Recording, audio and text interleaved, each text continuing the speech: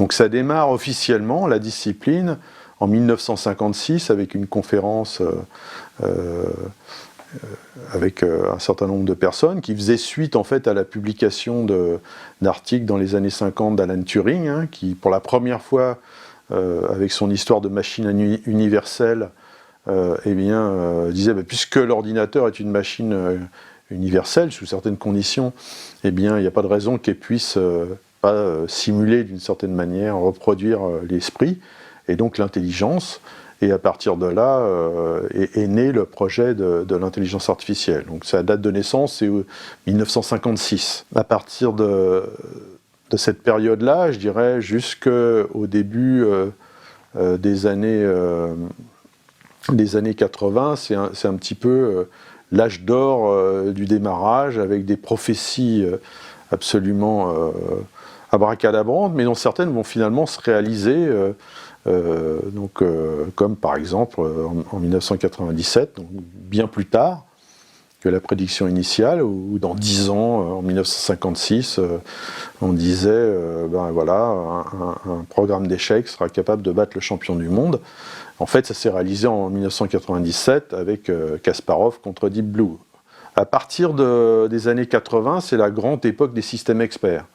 Donc là, on s'aperçoit que c'est finalement assez difficile de faire des applications avec ces premières découvertes, et on en revient à essayer de les utiliser dans des cas précis, et ça va donner des cas réels, et ça va donner l'émergence des systèmes experts. Ensuite, vers la fin des années 1990, on va s'apercevoir que on a quand même des difficultés à attaquer tout un certain nombre de classes de problèmes. Pour résumer, plus ce sont des problèmes spécifiques qui relèvent d'une expertise relativement pointue, on arrive à faire des systèmes qui sont au moins aussi performants qu'un humain, mais que dès qu'on élargit un petit peu le spectre des compétences, là c'est déjà beaucoup plus difficile et on a beaucoup moins de bons résultats. À partir de la fin des années 90 et le début des années 2000, une chose qui va radicalement changer, c'est l'apparition d'Internet, c'est l'apparition vraiment à grande échelle des réseaux. Et avec elle, une intelligence artificielle qui va devenir plus pragmatique et qui va devenir aussi distribuée, qui va commencer aussi beaucoup plus à s'ouvrir et à s'inspirer de la nature. On parle d'une approche bio-inspirée, en essayant de copier, pas forcément l'humain qui est le plus complexe, mais aussi des animaux beaucoup plus simples, des fourmis et d'autres systèmes. Et on est un petit peu toujours à notre époque dans cette avancée-là. C'est-à-dire qu'on est resté sur une intelligence artificielle qui, quand elle a des résultats, est relativement pragmatique, hein. On ne cherche pas à faire des grandes théories, on cherche à faire des systèmes qui fonctionnent, et en combinant finalement tout un ensemble de technologies qui ont été développées au cours des années. Mon ami Yoda disait difficile de dire l'avenir, il est toujours en mouvement. Je ne pense pas aujourd'hui à de très très grandes découvertes, il faut effectivement mieux comprendre le cerveau, mieux comprendre un certain nombre de mécanismes.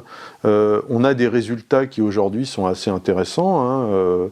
Les résultats les plus récents découverts et qui sont assez intéressants, c'est ce qu'on appelle le deep learning, hein, essayer la capacité à entraîner des réseaux de neurones avec des couches profondes, hein, donc être capable donc du coup de faire des réseaux de neurones qui sont plus grands. Donc une des plus grosses expériences a été celle de Google X, avec un réseau de plusieurs millions de neurones artificiels pour reconnaître des têtes de chat sur YouTube, et ça a plutôt bien marché. Et ils ont réparti ça sur 16 000 ordinateurs sur Internet. Donc ce sont des avancées, mais même on peut rester impressionné devant les chiffres, mais on est encore excessivement loin, pour revenir sur une de mes marottes, sur la complexité même d'un cerveau de souris. Et donc il y a encore beaucoup de progrès à faire, à la fois en connaissances et à la fois technologiquement, pour être capable de faire des systèmes plus robustes, plus structurés, capables d'apprendre dans des contextes plus ouverts.